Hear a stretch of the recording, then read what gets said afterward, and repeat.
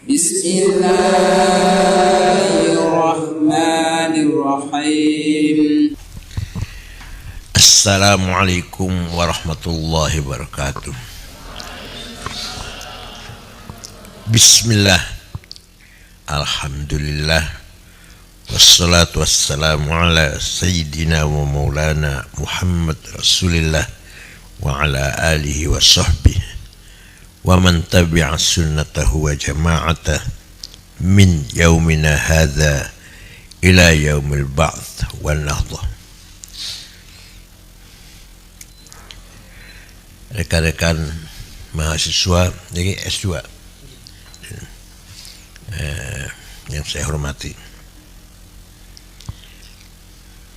manusia ditunjuk oleh Allah menjadi khalifahnya, dan khilafah itulah yang menjadikan manusia mendapatkan ujian sukses atau gagal,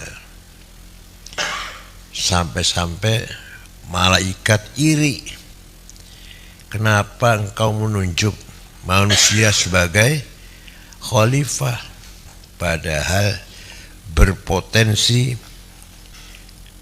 merusak dan mengalirkan darah, peperangan, saling membunuh. Kami wa nahnu nusabbihu bihamdika wa nuqaddisu lak, kami yang berhak jadi khilafah itu, yang selalu mentasbihkan, mengagungkan engkau ya Allah. Kenapa manusia? Allah jawab benteng, inni a'lamu ma la ta'lamun. Ustaz, diam saja, saya lebih tahu daripada kamu. Nah, oleh karena khilafah menjadi amanah dari Allah yang sangat berat, maka Allah menciptakan manusia diberi kekuatan 3 macam yang tidak dimiliki oleh makhluk lain. Pertama, kekuatan al-quwwatun nathiqah, the power of intelligence, kecerdasan luar biasa. Jadi kita ini lebih cerdas daripada makhluk yang lain. Adanya di otak. Untuk apa kecerdasan itu? Untuk membangun kebenaran atau mendapatkan kebenaran yang sebenar-benarnya, dalam arti sistemik, logis, dan sampai kepada tujuan yang benar. Allah berfirman, وَلِيَعْلَمَ الَّذِينَ أُوتُوا الْعِلْمَ أَنَّهُ الْحَقُّ مِنْ رَبِّكَ. Hanya orang berilmu yang bisa mendapatkan kebenaran dari Allah. Apa saja, kebenaran apa saja. Maka dengan ayat ini seharusnya Islam menjadi pemimpin peradaban, kemajuan di dunia ini.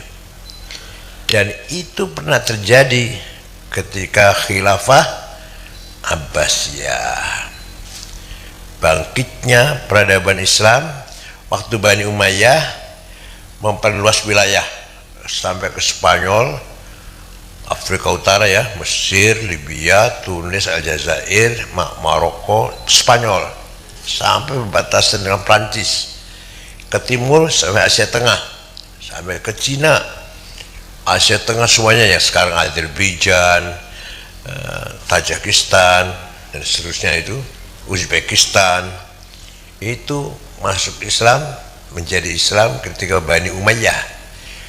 Tapi setelah Bani Abbasiyah tidak mementingkan perluasan, tapi membangun peradaban.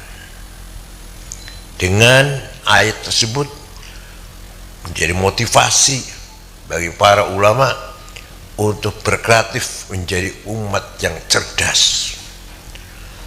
Lahirnya ilmu nahu, yang menciptakan ilmu nahu pertama siapa? Amr bin Kumbur atau Imam Sibaweh.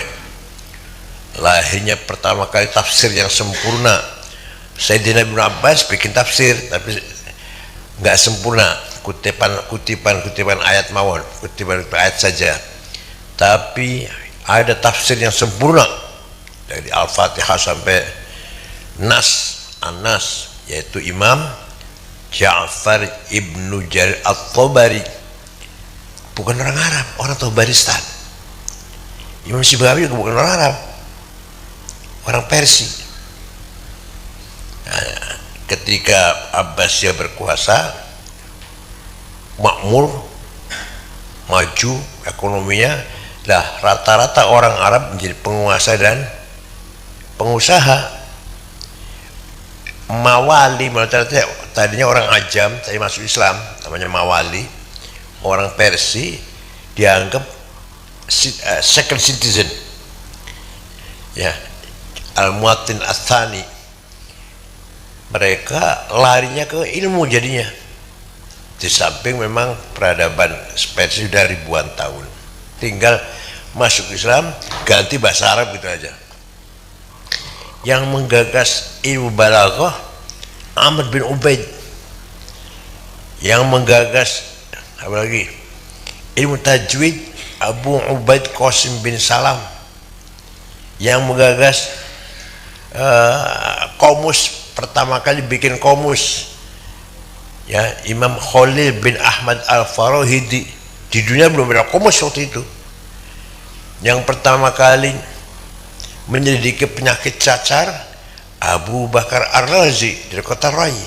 Kota Rai sekarang di pinggiran Iran, pinggiran Tahran. Yang pertama kali menggagas apa? Kacamata Hasan bin Haytham. Matematik Jabir bin Hayyan. Algoritma Yusuf Al-Khwarizmi. Sampai alat navigasi kompas itu untuk mencari mana kiblat, mana barat, mana utara, mana selatan, mana timur. Sekarang namanya navigasi, dulu namanya kompas, ya, pandom atau kompas.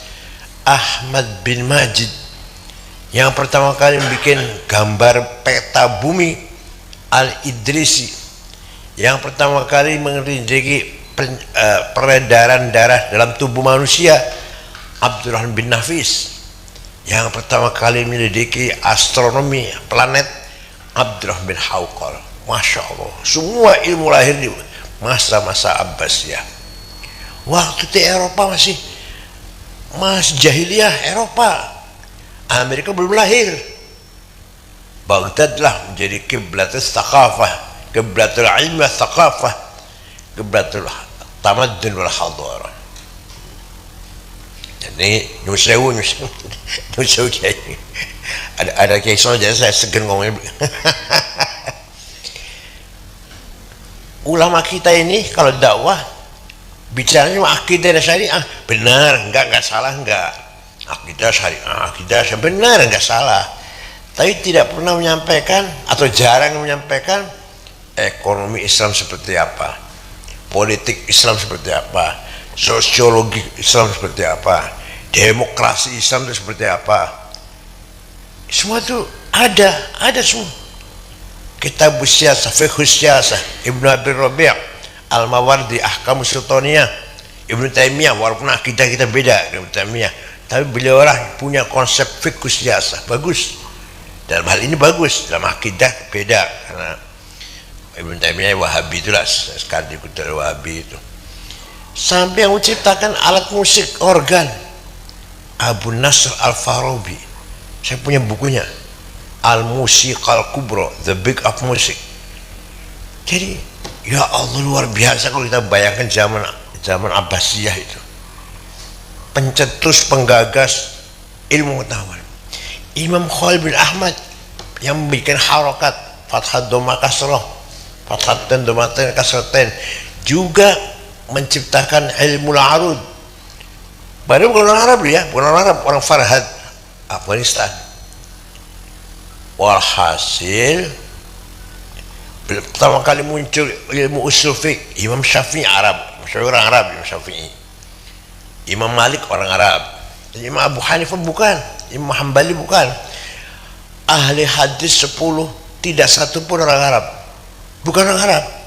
Bukhari, Muslim, Abu Dawud, Tirmidzi, Nasa'i, Ibn Majah, Darimi, Daraqutni, Baihaqi, Ibn Huzaimah, Al-Hakim, itu orang Persia semua itu. Mereka lah yang mengumpulkan dan menulis dan melestarikan hadis Rasul, akhbar Rasul sampai sekarang manfaat luar biasa. Jadi Islam bukan hanya akidah dan syariah, itu pasti, itu penting. Jangan salah paham saya ngomong ini. Akidah syariah penting, rukun iman, rukun Islam penting, bab sholat, bab wudu, bab jinabat penting, bab haid. Tapi ayo kita menyampaikan kepada dunia ini bukan hanya sebatas teologi dan ritual ibadah, tapi apa itu Islam pernah menyajikan, menawarkan bagaimana menata kehidupan yang maju luar biasa. Yang pertama kali menemukan bahwa di sana ada atom. Atom apa? Jauhar farad atau al-juz'ul ladzi la tajazza. Juz bagian paling kecil, terkecil yang sudah nggak bisa dibagi lagi kan, atom. Abul Hasan Asy'ari, Imam Ahlussunnah Jamaah. Tapi Imam Abul Hasan menemukan atom untuk memperkuat ba'ats, memperkuat iman kita dalam bangun dari kuburan itu loh. Misalnya nanti akan bangkit dari kuburan. Nah, itu teorinya dibangun dengan teori zarrah atau atom. Sekarang orang barat malah zarrah menjadi alat senjata pemusnah. Itu bedanya. Ibnu Sina ya dokter, ya filsuf dan seterusnya. Maka pesantren ini kita harapkan, apalagi universitas, harus universe. Tapi harus ada yang alim kitab kuning saja harus ada. Yang alim menguasai kitab kuning saja harus ada. Tapi jangan hanya itu maksud saya. Kiai yang menekuni kitab kuning mawon harus ada. Tapi jangan sebatas itu. Mari ada universitasnya harus universe, betul-betul universal. Ya, singkat saja. Coba bayangkan cara baca Quran, ada tajwid, idgham, ikhfa, idhar, iqlab, qalqalah, mad lazim, mad tabi'i. Tanya pada non muslim, pendeta atau romo, bukan menghina, tanya bukan menghina. Jenengan menawi maca Bible ono tajwide ora ya? Ya tangan. Tanya, guna tajwid enggak? Saya di kita ini Islam kalau baca Quran harus pakai tajwid. Ada panjang, ada pendek, ada idgham, ada ikhfa. Jenengan kalau baca Bible itu loh, ada enggak? Tanya. Belum mustalah hadis. Mustalah hadis yang pertama kali menggagas siapa namanya? Syihabuddin Ar-Roma Hurmuzi atas perintah Khalifah Umar bin Abdul Aziz tahun 99. Bagaimana menseleksi berita atau hadis lah, berita dari Rasulullah dengan benar, karena banyak hadis palsu. Maka beliau diminta bikin metode menseleksi hadis. 1 minggu ilmunya jadi, 1 minggu jadi ilmunya. Hadis sahih kalau memenuhi 4 syarat antara murid dan guru muttasil langsung. Seperti saya mengatakan kata Gus Dur benar, tapi kalau saya mengatakan kata Mbah Hashim nggak benar, saya nggak ketemu, kenal aja enggak, ketemu enggak, zamannya beda, nggak boleh saya mengatakan kata Mbah Hashim. Boleh kalau kata Gus Dur, kata Kiai Wahid, kata Mbah Hashim, baru boleh tuh. Tapi kalau kata Mbah Hashim nggak sahih, berarti omongan saya ini nggak sahih, bohong itu. Pak paham gitu ya? Nah, tapi kalau kata Gus Dur benar kalau saya ketemu. Kata Kiai Muhammad Ali, kata Kiai Ali Maksum benar. Tapi kalau kata Mbah Wahab nggak benar, saya nggak kenal kok, nggak pernah ketemu. Yang kedua, guru ini, kiainya ini, sumber beritanya ini thiqah, dobit, tidak pernah lupa, hafalannya kuat, nggak pernah lupa, baru sahih hadisnya.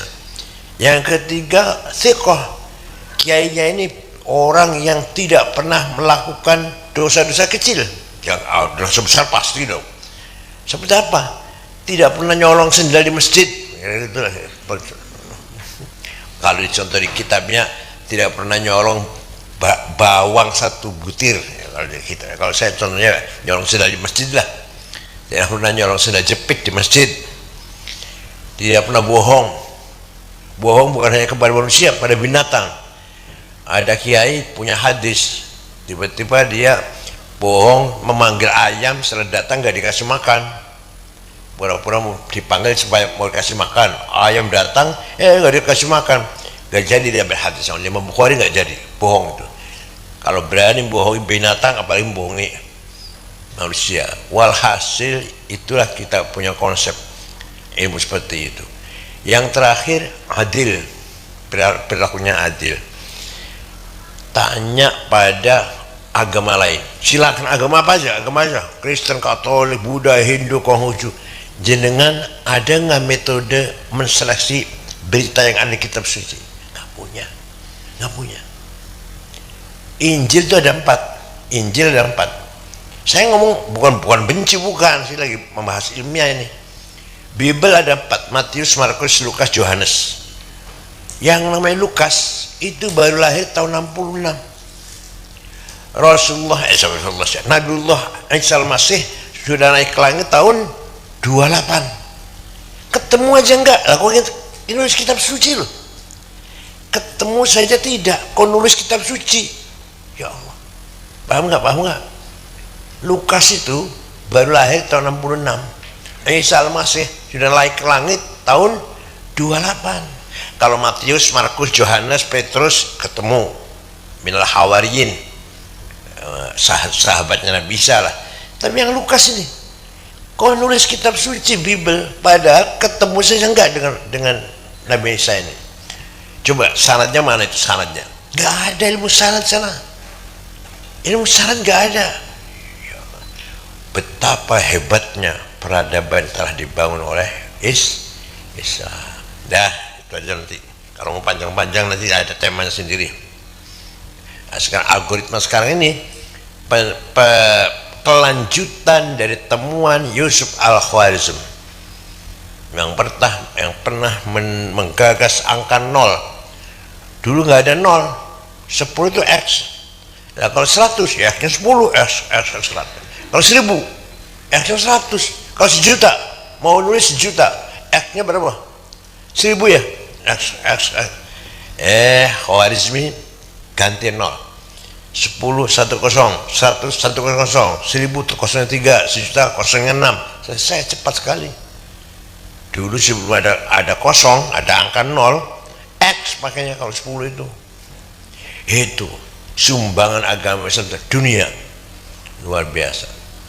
Jabir bin Hayyan matematik itu nanti kalau ditindaklanjutkan menjadi cikal bakalnya mesin asal mulanya dari mekanik, kita semuanya dari matematik asal mulanya, sehingga lahirlah mesin-mesin itu. Ya, 500 tahun Islam maju semenjak Harun Rashid, Ma'mun, Mu'tasim, Al-Wathiq, Al-Mutawakkil. Ya. Itu An-Natiqah. Yang kekuatan kedua, Al-Quwwatul Mutakhayyilah. Apa? The power of idea. Manusia menjadi khilafah Allah di muka bumi, diberi perangkat namanya kekuatan ide, punya gagasan, punya cita-cita. Malaikat gak punya.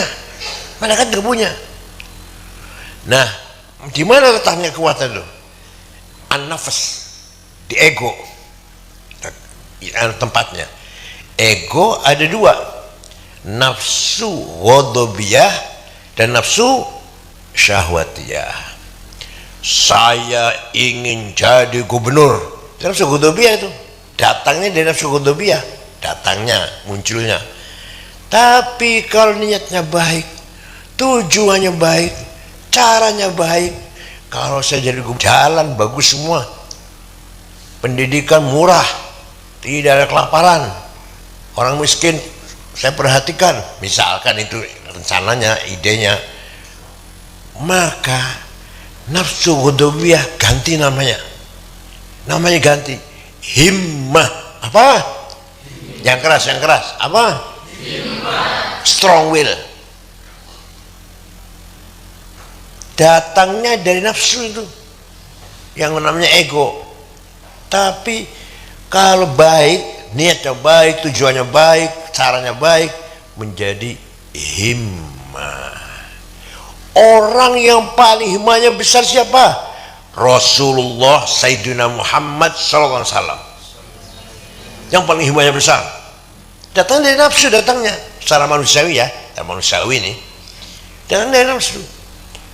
Muhammadun qaimun lillahi dzu himami. Muhammadun sadiqul aqwali wal kalimi. Nabi Muhammad orang himmahnya besar. Saya harus menang, nggak boleh kalah. Ya Allah, kita ini himmahnya kecilnya. Alah, melempem nih katanya. Alah, dibentak dan Rami udah takut semuanya. Pernah dinasihati oleh pamannya Abu Thalib, Muhammad, berhenti dulu dakwahnya ya. Kamu itu akan dibunuh oleh Abu Jahal CS. Apa jawabnya? Coba kalau nanti gimana? Kamu tuh akan ada yang ngancam mau dibunuh kalau kamu aktif di NU misalkan. Kalau ente aktif di NU akan dibunuh, gimana? Langsung berhenti kira-kira ya? Atau pindah hijrah malah. Nah Muhammad jawabnya, wallahi law wada'u syamsa fi yamini wal qamara fi yasari ala an atruka hadzal amr ma taraktu hatta alikaduna. Demi Allah, seandainya orang Quraisy meletakkan matahari tangan kananku, bulan di tangan kiriku, saya tidak akan mundur sampai saya mati. Ayo, ada nggak himmahnya kayak gitu? Harus begitu kita ini. Bung Karno, ya walaupun dia bukan orang santri ya, orang nasionalis, kita tiru himmahnya. Saya tidak akan mundur. Harus merdeka Indonesia ini. Kita hadapi Belanda, kita hadapi Jepang. Himmahnya Soekarno juga luar biasa. Datang dari nafsu, Ki Hasyim Asy'ari, Hadrat Hasyim Asy'ari, NU harus besar, bukan abal-abal, harus menjadi organisasi yang besar, harus besar. Yang ngomong sih enggak, ngedikan sih enggak, tapi itu ada dalam hatinya begitu. Dan dalam nafsunya begitu. Maka apanya? Apa saya yang bersifat ide, apa saya yang bersifat ide, mimpi, impian, mutakhayyilah, itu namanya datang dari ego, an-nafas. Nah, yang kedua, nafsu syahwatiyah. Saya harus kaya, hidup senang, uang banyak, rumah bagus, istri cantik. Itu namanya datang dari syahwatiyah, hedon. Tapi kalau niatnya baik, caranya baik, tujuannya ibtigha mardatillah, kalau saya kaya begini, bukan hanya zakat, akan hibah, akan wakaf, akan nazar, akan memberangkatkan umroh para kiai yang tidak mampu, walhasil akan peduli dengan fakir miskin, akan membangun koperasi, akan membangun harga murah, walhasil lah niatnya baik gitu ya. Maka nafsu syahwatiyahnya ganti namanya azimah. Apa? Saya harus kaya. Kalau saya kaya, masyarakat sekitar desa saya akan saya santuni semua, akan saya beli pekerjaan semua, yang muda-muda saya kuliahkan semua, misalkan. Tujuannya apa? Ibtigha amardhatillah, istri saya harus cantik supaya saya ibadahnya tenang, supaya nggak melirik yang lain. Kalau sudah paling cantik kan nggak ngelirik yang lain kan. Nggak apa-apa, asalnya tadi ibdu kamardotillah. Nah, ini kita, nafsu kita ini sebagai orang mukmin yang percaya dengan Quran dan hadis dan para ulama, harus besar azimah kita. Ala qadri ahli al-azmi ta'ti al-azaimu wa ta'ti ala qadri al-kirami al-makarimu fatakburu fi aini as-saghiri sigharuha wa tasgharu fi aini al-azimi al-azaimu. Makarim, azaim, kemuliaan, kebesaran harus dibangun dengan azimah. Datangnya dari nafsu, tapi kalau niatnya baik jadi azimah. Tadi ingin jabatan tadi, ambisi tadi, datangnya dari nafsu ghadabiyah. Tapi kalau baik namanya himmah. Mari kita yang muda-muda ini, kalau sudah tua lah, yang muda-muda ini habiskan, maksimalkan himmah dan azimah kita. Jangan berkecil hati. Khayalan kita, ide kita harus tinggi langit. Kenapa Barat bisa maju? Kenapa orang lain bisa maju? Kita sama-sama manusia, kenapa kita nggak maju? Kenapa ekonomi kita masih payah? Kenapa kalau berpolitik kita kalahan? Maju wapres ya kalah. Kenapa? Padahal di Qur'annya jelas, wala tahinu wala tahzanu wa antum a'launa in kuntum mu'minin. Jangan kalah, jangan kalah. Kamu harus di atas jika benar-benar kamu orang beriman. Nabi Muhammad perang menang terus. Perang Badar 314 lawan 1000 menang. Perang Ahzab 10.000 ngepung Madinah. Madinah ada 800 orang muslim, dikepung 10.000, dipimpin Abu Sufyan, menang. Morat marit mereka kocar kacir. Fathu Makkah, maka dikuasai tahun 8 Hijriah, menang. Perang Taif, perang Hunain, perang Bani Mustalik, perang Mu'tah, menang. Gak pernah kalahkan Rasulullah. Satunya kalah, Uhud. Kenapa kalah? Ada sahabat yang tidak disiplin. Sahabat 16 suruh jaga di atas gunung, diam sini kata Rasulullah, diam, jangan bergeser, pegang panah. Melihat di bawah teman-temannya, sahabat teman-temannya, perang menang.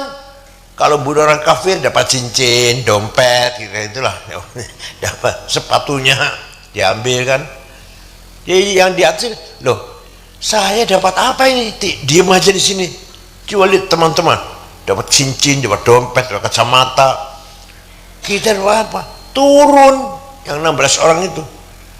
Begitu turun, Khalid bin Walid, Amr bin As, waktu itu belum Islam, tahun kedua Hijriah itu, tahu ada kelemahan, muter dari belakang, naik gunung, menyerang dari atas gunung.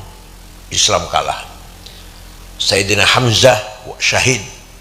Sayyidina Mus'ab bin Umair, qari ahli Madinah, ahli qari, ngajari Quran di ahli Madinah, gugur. Rasulullah pun giginya patah, kejeblos di lubang, dibenteng orang 10. Benteng Rasulullah 10 orang, yang mati 6. Di antara yang mati namanya Abu Dujanah, sahabat Tolhah, badannya penuh panah, membenteng Rasulullah. Rasulullah asal Rasulullah hidup, jangan sampai meninggal dunia. Walhasil Rasulullah selalu menang. Ente kalahnya. Buat ya.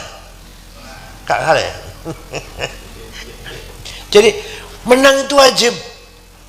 Jangan perintah Allah wala tahinu, jangan kalah.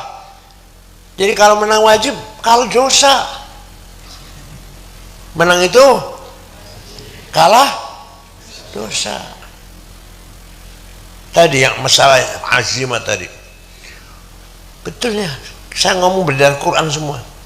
Wal yakhshal ladzina law taraku min khalfihim dzurriyyatan dhi'afan khafu 'alaihim falyattaqullaha wal yaqulu qawlan sadida. Jangan sampai kamu mati meninggalkan anak yang melarat. Usahakan kamu mati anak sejahtera. Kamu meninggalkan harta untuk diwariskan kepada anak cucu. Perintah Allah. Artinya kita harus kaya. Kaya wajib melarat. Kaya wajib melarat. Dosa. Kaya itu melarat. Wa laqad katabna fi zabur min ba'di dzikr annal ardi tuha ibadiyas salihun. Saya tetapkan dalam kitab Zabur kekayaan alam itu timah, batu bara, nikel, boksit, mangan, granit, emas, berlian, uranium, gas, minyak untuk saya sediakan untuk hamba-hambaku yang soleh. Ayo lihat mana konglomerat yang soleh mana? Mana konglomerat yang soleh? Prayoga Pangestu, Eka Cipta, Antoni Salim, mana yang soleh itu? Mana yang soleh? Gak ada nama Jumadi Solikin, gak ada itu. Delmanan, gak ada. Ada Sidamet yang punya kacang Garuda, ada Tanoto, Wilmar yang kebun sawitnya jutaan hektar. Sinar Mas, Eka Cipta, Antoni Salim. Lihat mana yang salah? Gak ada. Orang satu NU pun gak ada, orang satu NU satu pun gak ada. Gak ada. Padahal Quran mengatakan kekayaan alam ini untuk hamba-hambaku yang soleh. Kalau orang soleh, kalau kaya akan menjadikan harta itu menjadi kemaslahatan bersama, kan gitu. Ya. Jadi menang wajib, kalah dosa. Kaya menang wajib, kaya wajib, melarat pinter bodoh. Kita ini kira-kira banyak bodoh, banyak pinter. Yang ahli atom, ahli nuklir, ayo. Yang ahli dokter spesialis, berapa orang yang dari kita? Lihat Iran tuh, Iran ahli nuklir banyak sekali. Padahal yang sudah dibunuh oleh Israel 5 ahli nuklir Iran yang sudah dibunuh oleh Israel 5 masih ada, masih banyak. Rudal yang ditembakkannya baru 30%, masih 70% simpan rudalnya itu. Cepat sekali kalau bikin rudal, disimpan di bawah tanah. Kalau dari atas dilihat nggak kelihatan, di bawah tanah. Dan tanahnya itu di beton, sehingga di bom nggak nyampe bomnya ke dalam tanah. Luar biasa. Itu yang namanya Islam, itu contoh, salah satu contohnya itu yang namanya Islam. Dibekot oleh Amerika 40 tahun, tidak boleh beli spare part pesawat, tidak boleh menggunakan dolar. Sehat tapi enggak, tetap sejahtera makmur. Di kita dolar baru naik aja kita udah banyak yang melarat udah. Bensin berapa sekarang? Berapa? 16 ya? 16 udah kita banyak yang melarat. Banyak yang sengsara. Ya, itu apa tadi? Kekuatan apa namanya? Apa?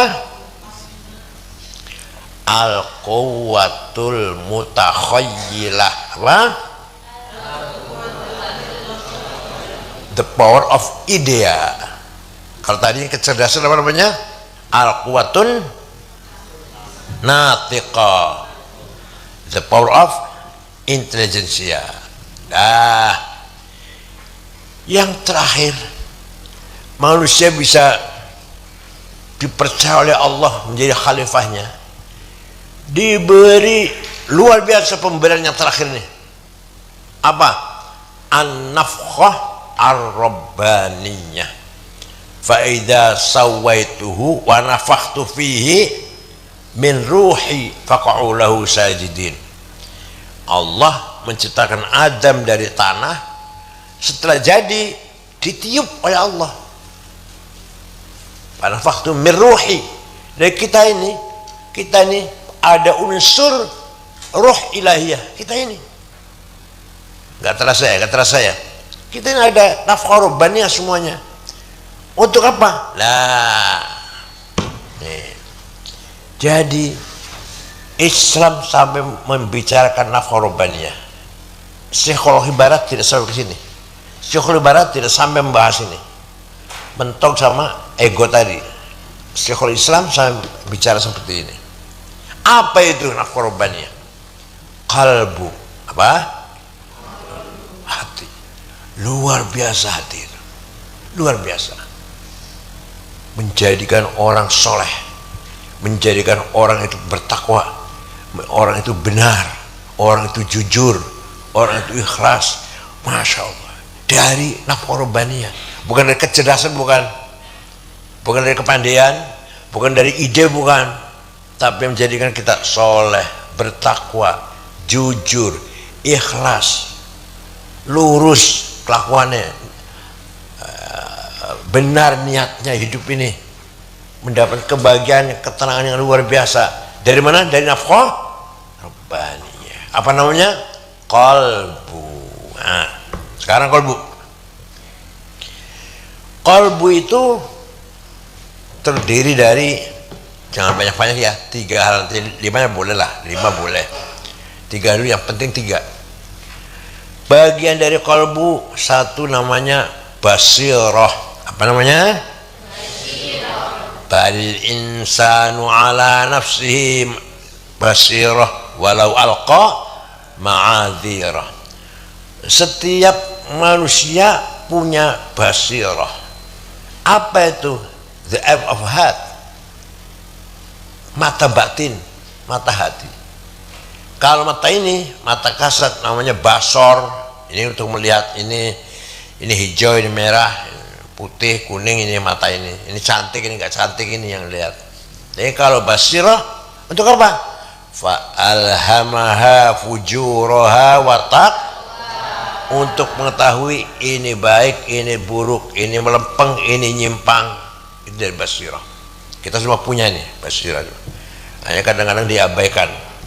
Tak tahu lempeng nggak dilakoni, tahu bengkok dilakoni malah. Itu basirah. Bal insanu ala nafsihi basirah. Hanya yang punya basirah hanya manusia. Ya, enggak, sebenarnya malaikat juga ma'rifat sih, tapi malaikat nggak punya tadi, nggak punya nafsu malaikat itu. Coba. Kalau dunia ini menjadi khalifah malaikat, ada pilgub ikut nggak kira-kira? Ada pilgub DPR ikut nggak kira-kira? Saya ikut lah, menyalon lah, saya harus menang. Enggak. Lihat orang cantik, kira tertarik nggak malaikat? Lihat perempuan cantik, tertarik malaikat? Enggak. Lihat rumah bagus, mobil bagus, duit numpuk itu, tertarik nggak malaikat? Tidak. Tuh makanya ini ja'il fil ardi khalifah. Adam yang khalifah itu, bukan malaikat. Supaya tadi membangun himmah dan membangun azimah. Dan jangan lupa himmah dan azimah dikendalikan oleh qalbu. Qalbu pertama isinya basirah. Setiap manusia punya penglihatan batin. Untuk apa? Untuk fa'alhamaha fujuraha wa taqwaha, memahami ini benar, ini salah, ini jujur, ini khianat, semua tahu. Nah, kalau sudah tahu basirah, kalau sudah tahu ada basirah, sadar kita punya basirah, maka basirah kita akan perintah kepada bagian qalbu yang kedua, namanya dhamir. Bahasa Arab namanya apa? Dhamir, conscience, moral. Moral ini tugasnya cuma 2, atau fungsinya cuma bukan 2, malah salah satu dari 2. Kalau basirah tahu jujur itu baik, maka domir akan berkata if'al dzalik, do it. Kalau basirah tahu bohong, menipu, manipulasi, korupsi itu salah, domir akan berkata la taf'al dzalik, don't do that. Paham? Kalau tahu jujur itu baik, domir akan mengatakan lakukan. Tahu bohong, menipu, itu korupsi itu salah, jangan lakukan. Ada suara itu, ada suara kita. Hanya ada suaranya keras, ada yang suaranya sayu itu ya. Jangan lakukan. Contoh kecil. Ada orang minta, kata domir, ayo kasih dong sedekah. Di sisi lain, jangan, eman sayang duit ini, atau sedikit aja lah, nggak usah juta, nggak usah, 10.000 aja, bisa ada bantuan apa lah. Itu namanya semuanya itu ada dari moral. Domir ini ada 3 macam.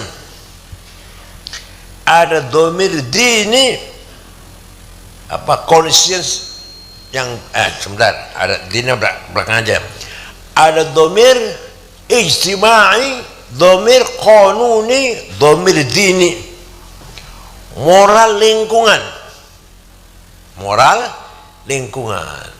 Kalau di tengah-tengah keluarganya, tengah-tengah murid santrinya, koyoyoyo khusyuk, sholat Jumat jam 10 udah berangkat di depan sendiri. Karena apa? Karena di depan santrinya atau muridnya atau keluarganya. Kalau sudah jauh tak kemana, kelakuannya orang karu-karuan. Ini orang punya domir, punya moral. Hanya moral sebatas lingkungan. Yang tidak punya moral, di depan mertuanya kurang ajar, bukan punya moral namanya. Kalau tadi masih punya moral, sayang moral sebatas ijtimai. Kalau di depan keluarganya baik, jauh dari keluarganya kurang ajar. Nah. Yang kedua, moral qanuni, moral selegal formal.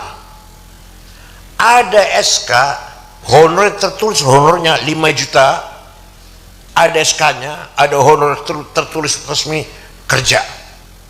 Nggak ada SK, nggak ada honor tertulis, nggak. Berapa ini enggak? Ada gaji, ada selari, ada roatib. Gaji besarnya apa? Roatib. Ada roatib, ada selari, berangkat kerja. Nggak ada, ngapain?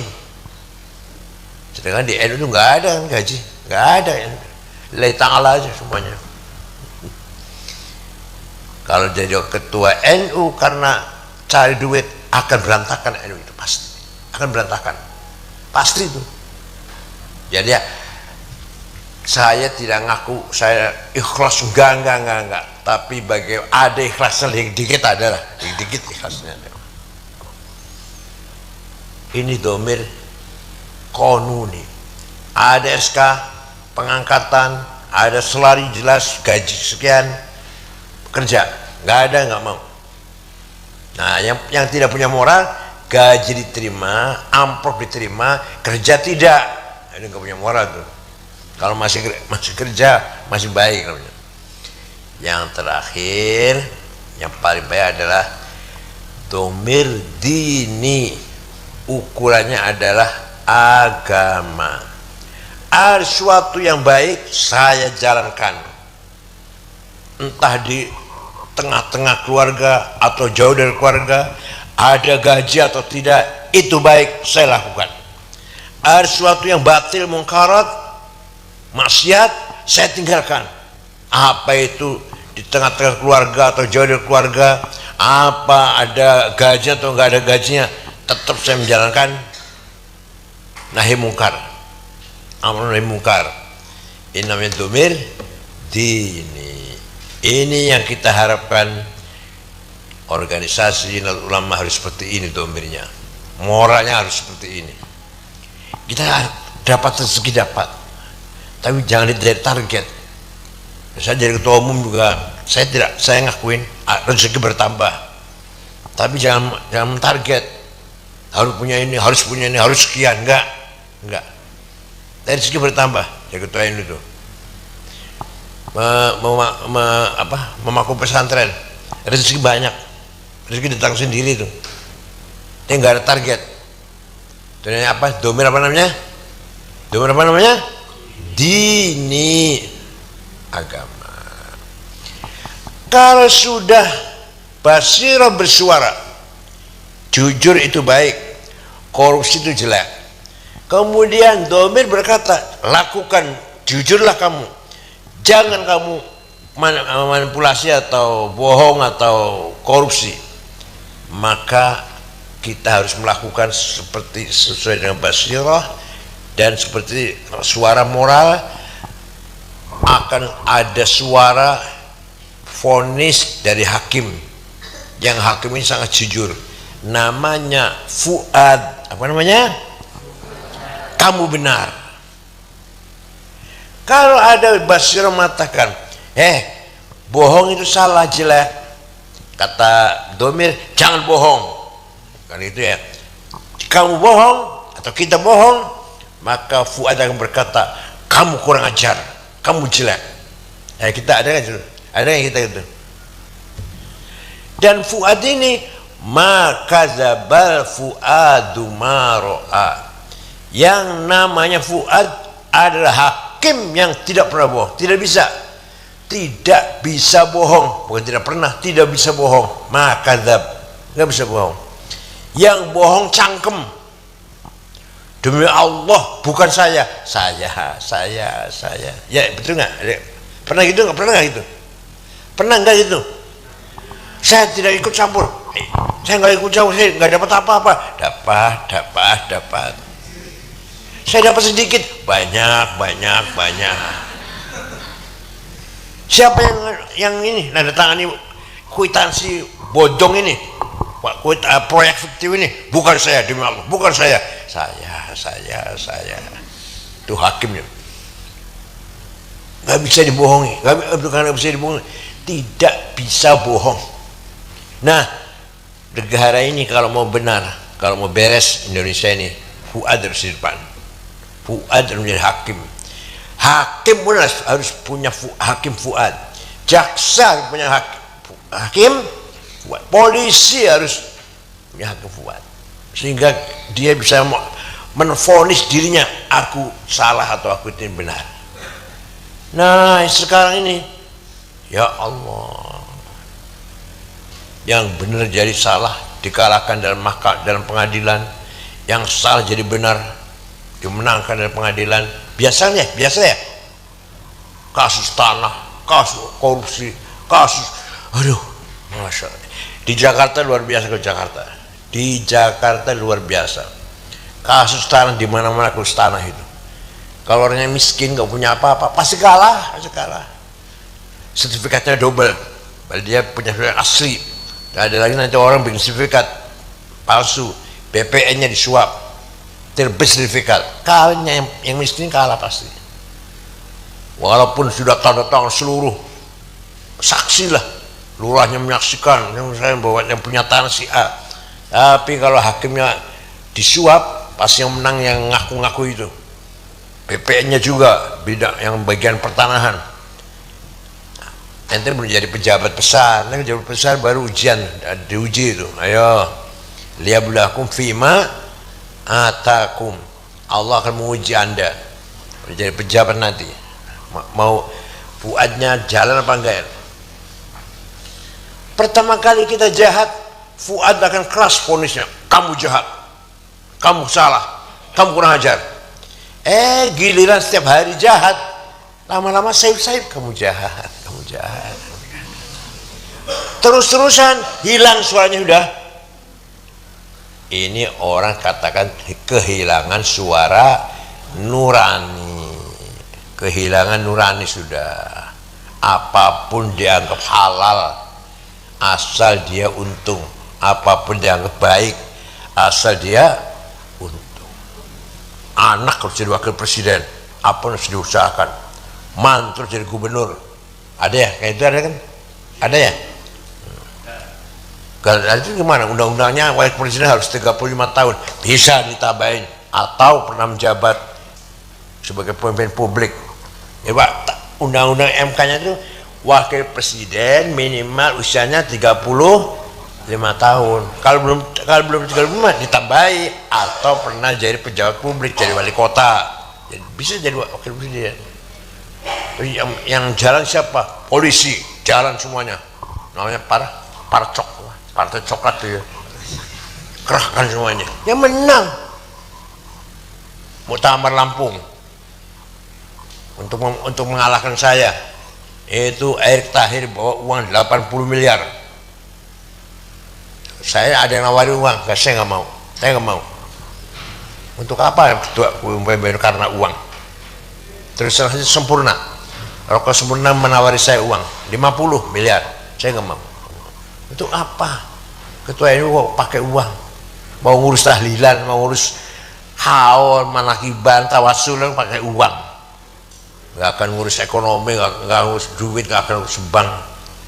Walhasil saat ini kita sedang kehilangan Fuad. Dari presiden sampai ke ketua RT, dari menteri agama, haji pun korupsi, sampai DKM. Ya, DKM ya, banyak kan DKM yang korupsi, banyak kan. Dari panitia olahraga sampai panitia Maulid Nabi.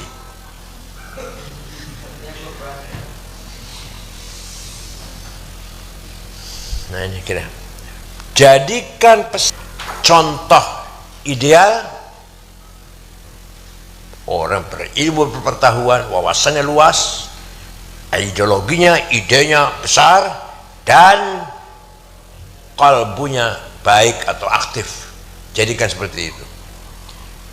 Makanya pendidikan karakter itu sebelum ilmu sebenarnya. Walladzi ba'atsa fil ummiyyin rasulan minhum yatlu 'alaihim ayatihi wa yuzakkihim wa yu'allimul kitab wal hikmah. Itu ya. Tazkiyatul qalb dulu, tazkiyatun nafas dulu, akhlak dulu, baru ilmu. Akhlak baru dia jadi insinyur, ya jadi SH, sarjana hukum, hakim. Kalau sudah kadung pinter, akhlaknya belum, ya ini kejadiannya. Ini pengajian di mana-mana ada, di TV ada, ceramah agama, semua itu formalitas, kelengkapan aja, apa namanya, dekorasi.